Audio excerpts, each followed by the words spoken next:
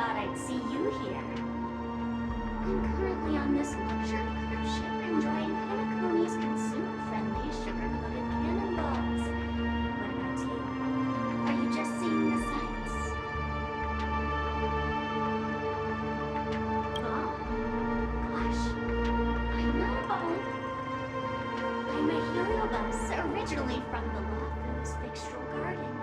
I'm passionate about researching Xianzhou's subcultures, but I've slowly come to realize that Xianzhou subcultures also have their limits. I forgot what happened. But anyway, I ended up in Penacony. I wanted to study a subculture that is completely different from the Xianzhous. And boy, it's really been an eye-opening experience. That is, if I had eyes. I've come to realize the people here don't treat subcultures as actual culture. They call them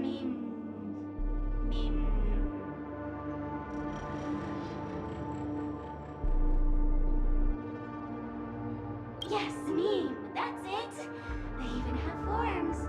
I'm good friends with a meme with sharp teeth and claws. It's very interested in the Xianzhou videoera culture.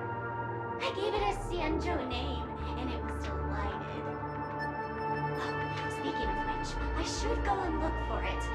Maybe the monster has an explosive temper, and it's never been very patient. You can find the real sugar-coated cannonball, bomb. Bye-bye.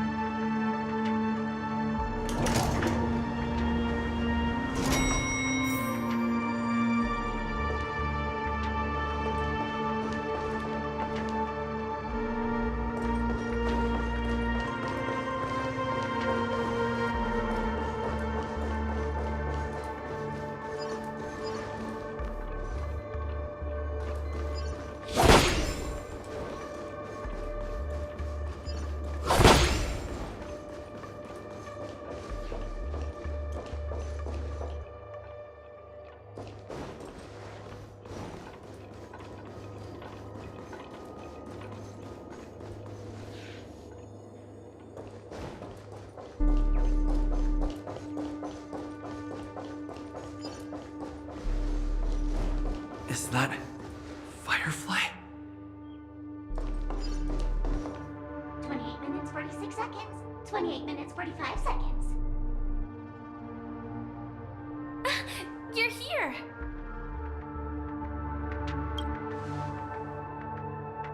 Looks like she also sent you a message. Since you're here, I'll just keep it short. Just over half an hour ago, I received a message from an unknown sender and rushed here as soon as I could. 27 minutes, 51 seconds. The Sweet Dream has lost the protection of the Order. If it were to blow up here, the consequences would be unfathomable.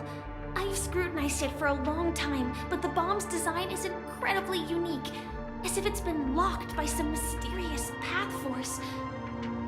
Apart from its creator, I fear no one knows how to deactivate it.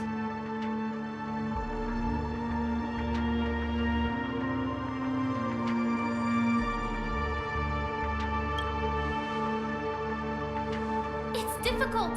Time is running out, and she's a master of disguise. And even if we catch her, she won't come quietly.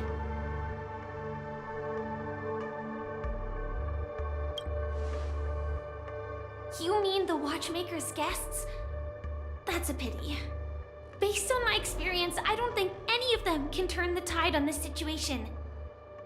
The Memo Keeper may be able to teleport the bomb to a deserted location, but I have found a note inside the doll.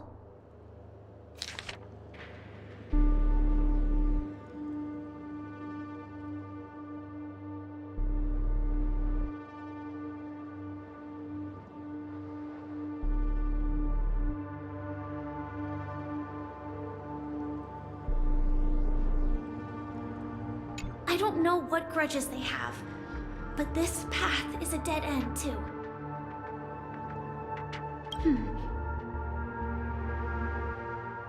Actually, there might be another way. Do you still remember? The script said that I will experience death 3 times in the land of dreams. I think this moment heralds the 3rd time.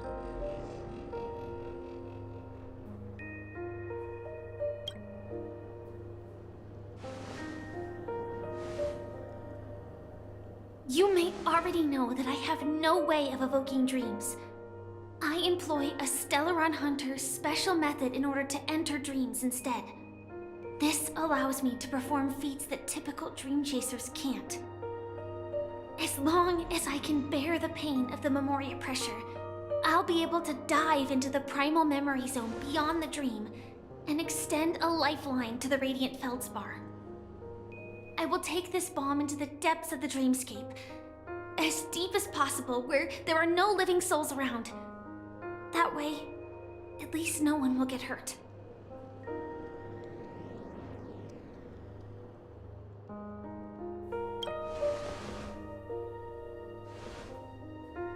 Don't worry. I believe that this Firefly armor will be enough to take me to where I need to go before the countdown ends. And maybe even make it back safely. At present, this is our best and most logical course of action. After all, a long story deserves a happy ending. I have some words to share with you, though they were spoken to me by Miss Acheron. She said that the so-called impossible is merely something that is yet to happen. At the moment, there are so many things that seem impossible. But are they really never going to happen? Maybe it's just that the moment to disprove these impossibilities hasn't arrived yet. Whether it be a literal ending, suffering akin to death, or a harrowing deathscape. Before the appointed destination arrives, they are all the same. Yet I can still make myriad choices. I also firmly believe that when that moment arrives for us to make a choice, the answer to our end will already be within our hearts. It is not destiny that shapes us, but we who shape destiny. The Astral Express and the Stellaron Hunters are like light and shadow. We walk on different paths, intertwined, moving forward and growing together. Maybe the end is predestined, but it is not today. Since things are going too well, let's speed up the countdown. Human life is short, just like fireflies to a flame. So if you have an answer in your heart, always remember, don't leave with any regrets. We have this right, don't we?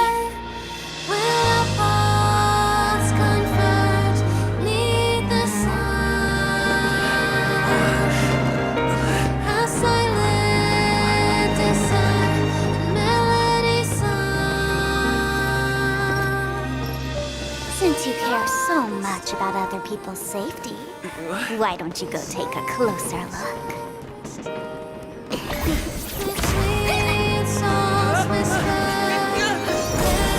You see, everything is possible in this land of dreams.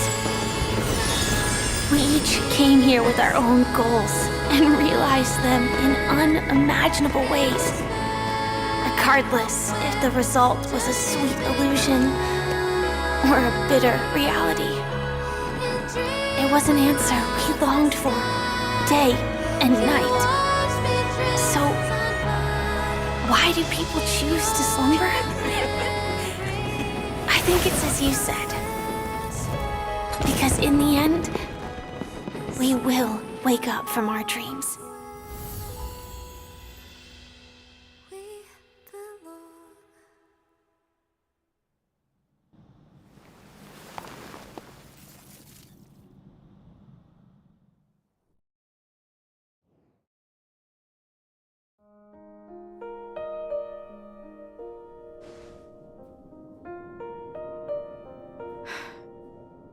I arrived, I happened to see a child holding it.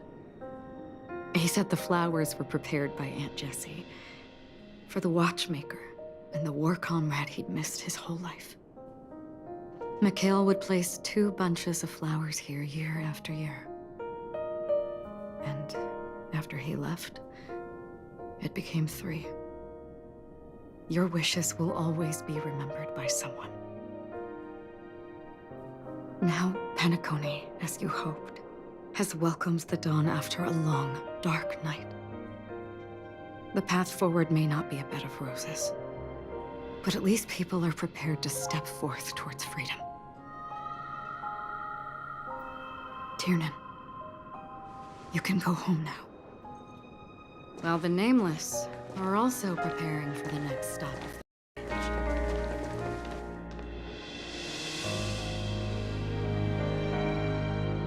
But before leaving, we still have one last thing to do.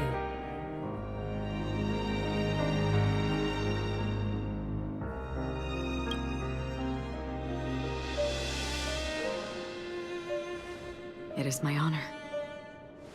I've said many goodbyes.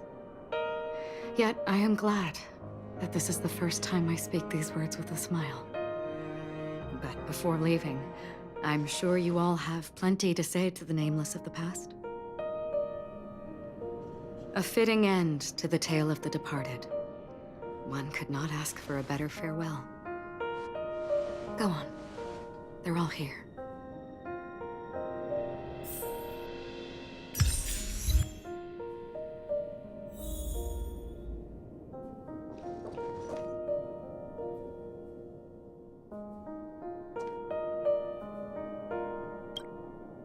Honestly, when I heard the conductor's request, I was pretty surprised. The Nameless. Those who trailblaze, doing good deeds but never seeking recognition. After all this time, how would we even find those 3 people in such a vast place like Penacony? But it seems, in the land of the dreams, anything is indeed possible. History may not remember the names of the dead, but the stars will attest to their journeys. The first glimmer of light in the prolonged night often illuminates little, as it is fleeting and the darkness too vast. But because of this, people will remember. As long as something shines in the night sky, then when the first star falls, countless more will follow, streaking across the horizon.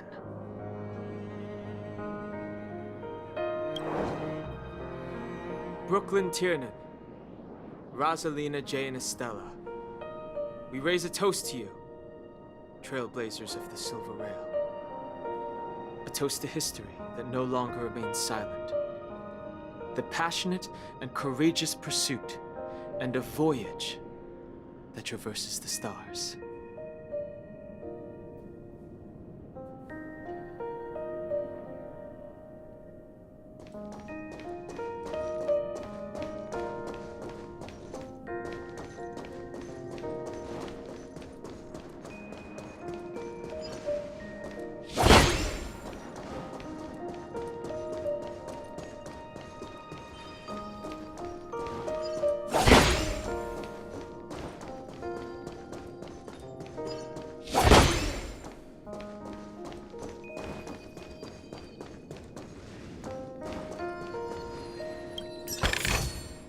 Don't forget to let your friends in on the action.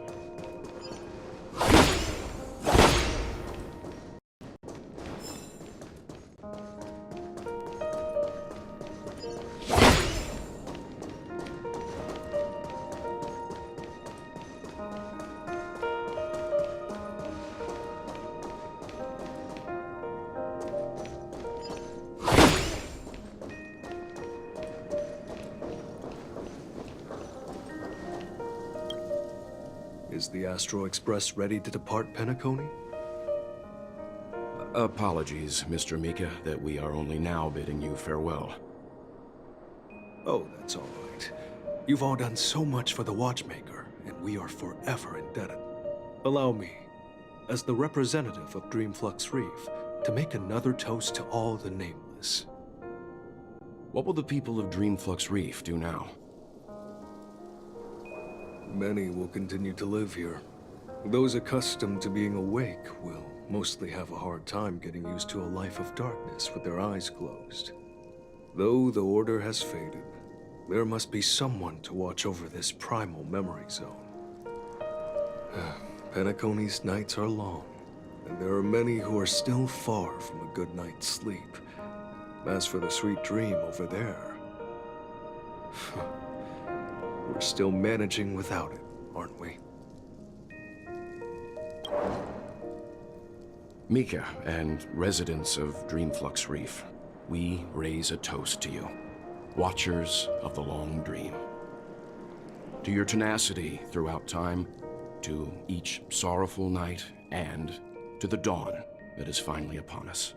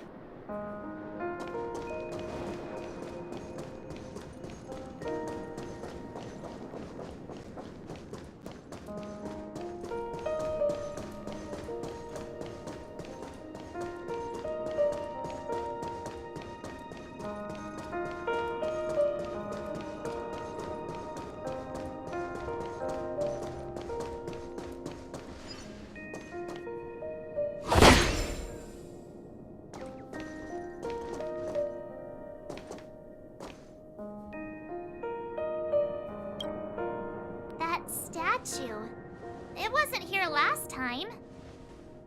Looks like this is the last riddle that Mr. Gallagher left for us. In the end, we still failed to figure out his true identity, or if he was even a living person. What should I say? I mean, this guy is definitely a history fictionologist, all right. I'm suddenly reminded of the time at the theme park when he said he was only 13 years old. Could that have meant something too? Either way, he's an enigmatic character for sure. At least our journey together in Penacony was real enough. And his loyalty and love for this land must have been real too, right?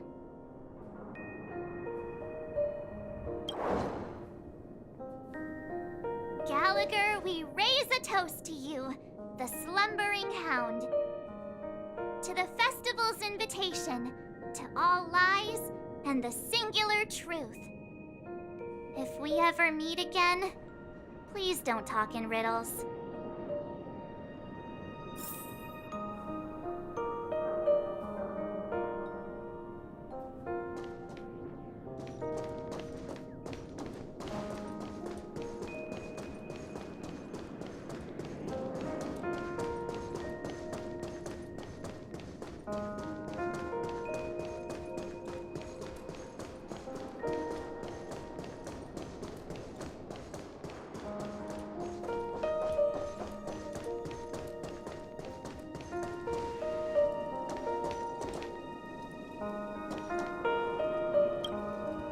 In the end, we still came full circle. This trailblazing expedition started from the moment you and a bellboy ran into each other. After going on a journey of many twists and turns, they still ended up where they started. Just like a clock's hands that turn round and round, the start and end of each day will always land on 12 o'clock, the advent of time moving forward. There shouldn't be much left to say. This entire adventure started because of you, and should naturally end with you. And then, a new page will be turned. Mikhail Char Legwork, we raise a toast to you, watchmaker of the land of the dreams, nameless of the Astral Express. To Penacony's past, present, future, and the child's unwavering dream unto death. With that, our duty as nameless should be complete, right? The Trailblaze can illuminate the way. But ultimately, the future of a world belongs to those who live in it.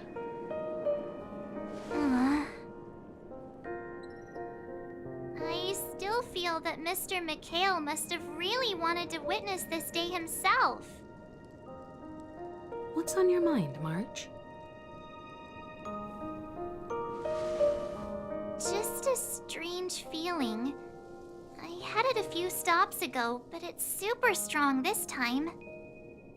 Why not talk about it? Maybe everyone's thinking the same thing.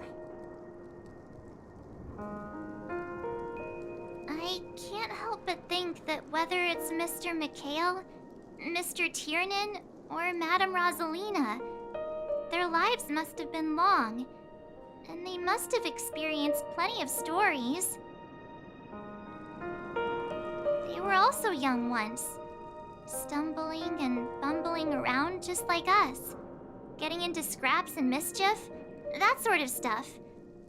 Companions, enemies, journeys, adventures, all the sad and happy memories. The everyday that we're used to, they've lived through them too. But those things are all in the past.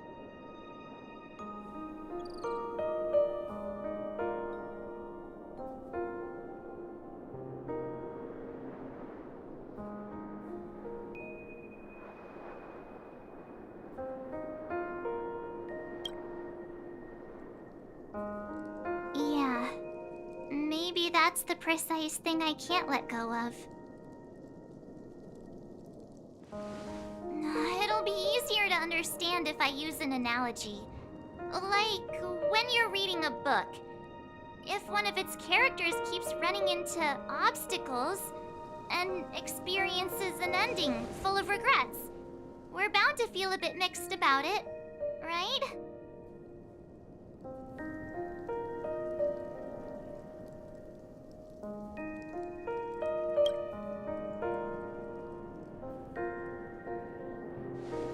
Because we've seen every nook and cranny of their lives, we see these people as special.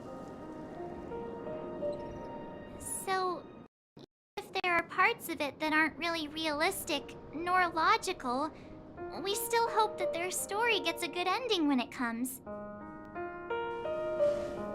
But what if they and we aren't really that special? When Mr. Mikhail sat in this chair, waiting for the Astral Express to arrive every day, what was he thinking? And if, at the end of his life, he could still firmly say he had no regrets, then what is this regret we feel in our hearts right now? I think each and every one of us is searching for the answer to this very question. The universe is vast, and our lives are but specks. The Trailblaze never ends, but against the backdrop of the cosmos, the average person's lifelong journey is merely a short stretch. But it is in this minuscule distance that paths cross, and countless worlds connect. The universe may not remember every person who leaves a tie along the Silver Rail, but we will. As long as we remember, their stories will never end. And what Mr. McHale has left for us is his answer to this very question.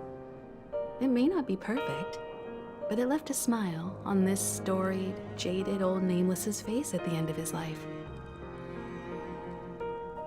And its meaning will be interpreted by those who come after us. It's not the answer that's important, but what we can learn from others' answers, right? This is what trailblazing is. Sure. I'm really sorry for bringing down the vibe. Quick, Don Hung, tell us a dad joke to lighten the mood.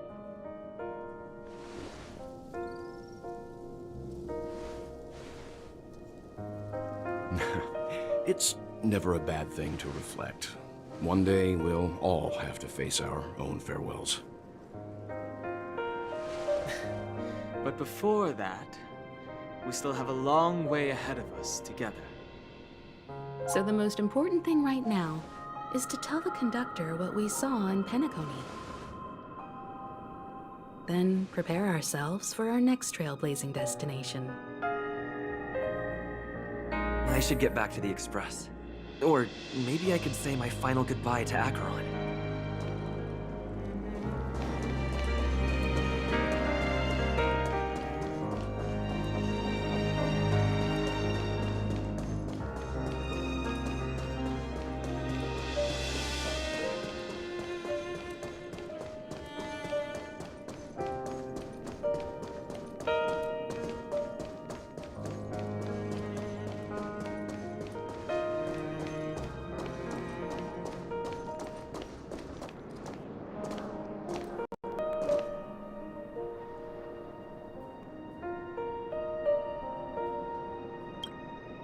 Do you still remember when we first arrived in Penacony? Who would have thought our paths would cross in such a way?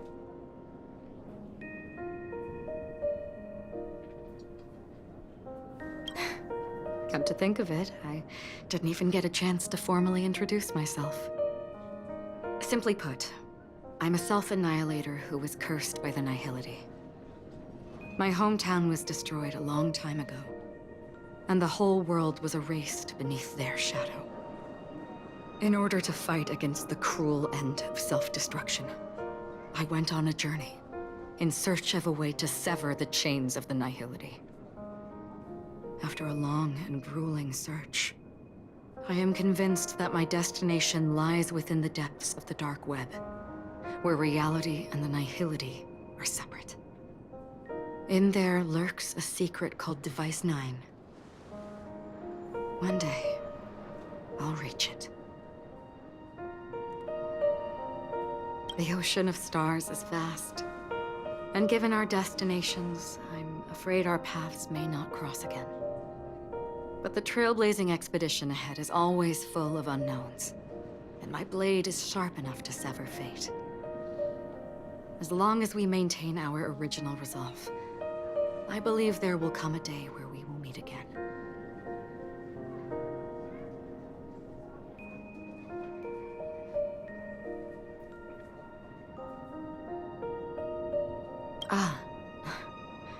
In that case, I must apologize for my rudeness.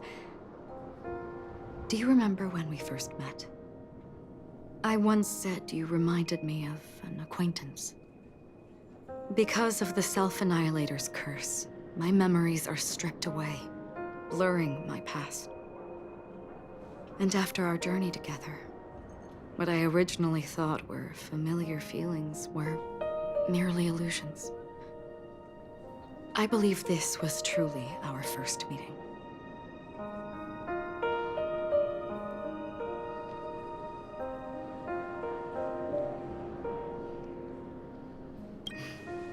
That's right. What matters more is not who I am, but what we have done together. This story will forever be etched in my heart.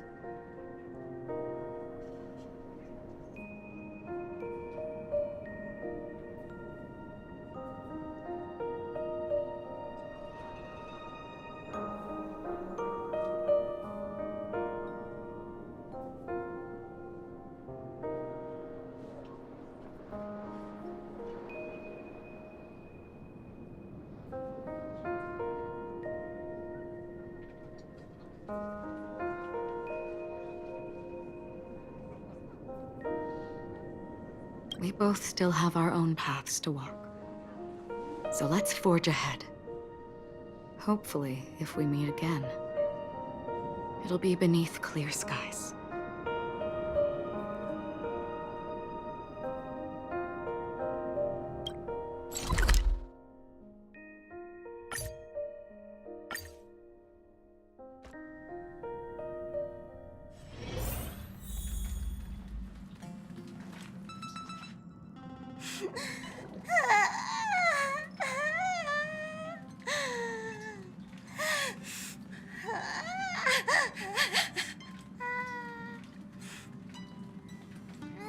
There.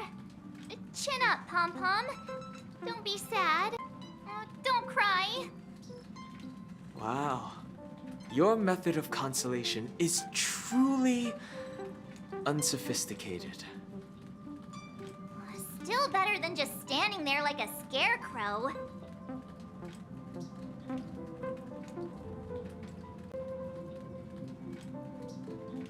How could you say that? Don't be so mean. And while you're here, why don't you help me comfort Pom-Pom? We told Pom-Pom all about our adventure, and they suddenly started crying. I've never seen Pom-Pom so sad before. The conductor never cries. Pom-Pom is never sad. Pom-Pom is just angry. Yeah, angry. No matter where the express stops, you lot always manage to cause chaos. My well-thought-out timetable completely ignored. If you carry on like this, the express is gonna run out of fuel. That's right. Pom-Pom is just angry. It's not because of Misha, Tiernan, Rosalina, and the rest.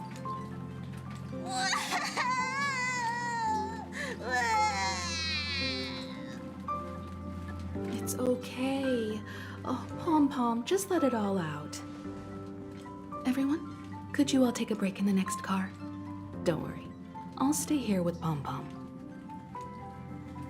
But... Let's go, March.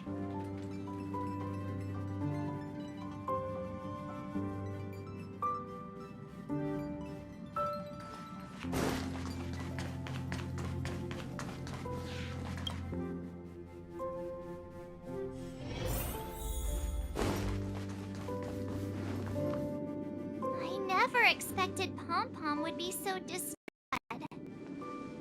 Those three nameless must have meant a lot to Pom-Pom.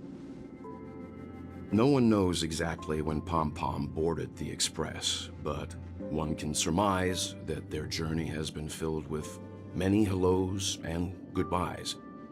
Probably more than we can imagine. The fact that they're crying so hard is probably a good sign. It proves that Pom-Pom's emotions haven't become dulled by the grind of time. They still deeply cherish every nameless who has boarded the Express and value every journey shared with them. Leave it to Himiko. When it comes to comforting, there's no one better on the Express. Well, they were a little emotional at the time, but I'm afraid that's not out of the question. Since you joined us, the Express has stayed longer than anticipated at every stop along the way. And to ensure that everyone always makes it back on board, Pom-Pom has had no choice but to delay the warp jump schedule. I see. No wonder I can regularly hear Pom-Pom pacing anxiously up and down the corridor.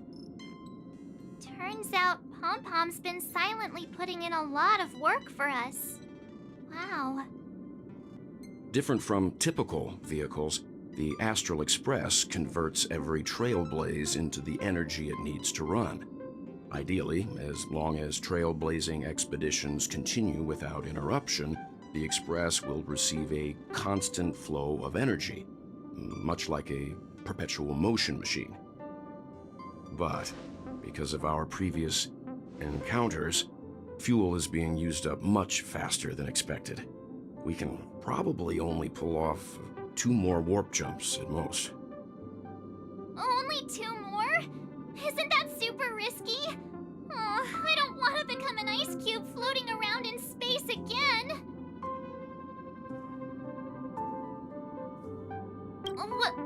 When you put it like that, doesn't actually sound too bad.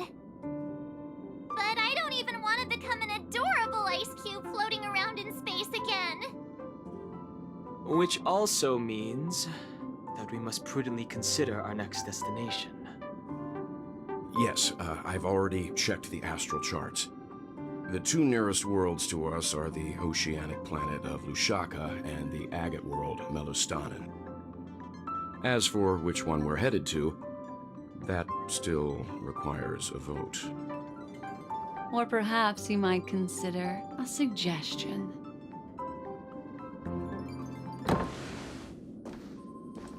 Everyone, we meet again. It's you!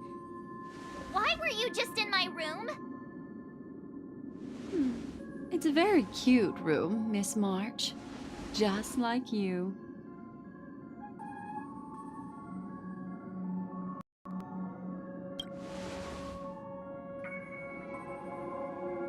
Memo Keeper, let's put aside how you managed to sneak past everyone and board the Express for now. You mentioned a suggestion. I accidentally overheard how the Express obtains fuel. I just wanted to chat with everyone to see if we could work together. But now, it appears my suggestion could be the very lifeline that saves everyone. Please speak candidly. Depending on what you say, we could very well ask you to disembark. Ah, the Permanence's descendant. What a charming little dragon, especially with those mired memories of yours. But I digress. If the Astral Express is in urgent need of a special trailblazing expedition to recharge its engine, have you all considered this? Perhaps your destination could be a world that even the renowned Akivili never reached. Should you be able to lay down a new stretch of silver rail, the Express may never have to worry about energy ever again. Trailblazing to a world that even Akivili has never been to? Is that possible? Continue, Memo Keeper. This destination of which you speak, what sort of world is it? A world that many across the universe don't even know exists. A world hidden away from outside observation. Its presence only revealed by the light from the mirror of the Garden of Recollection. A world fettered by 3 paths, its destiny hanging in the balance. The Eternal Land, Amphorius.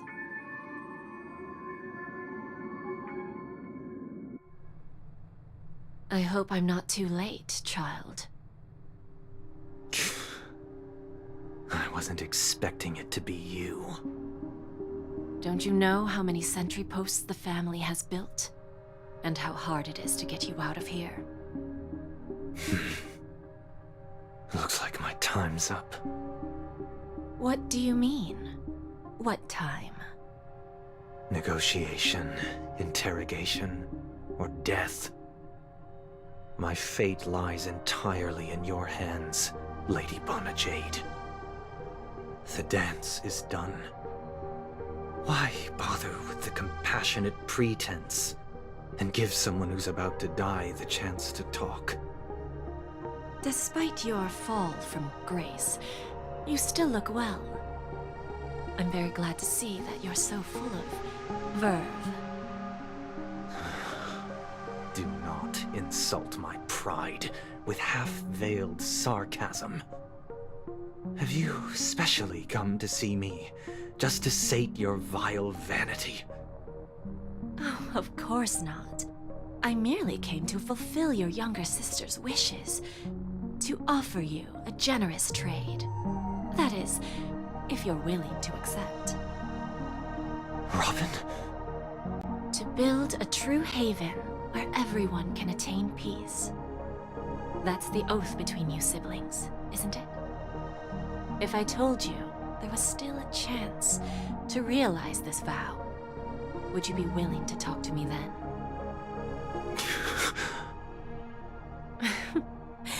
I recognize the gravity of this question, which is why you don't have to answer me right now. Go now.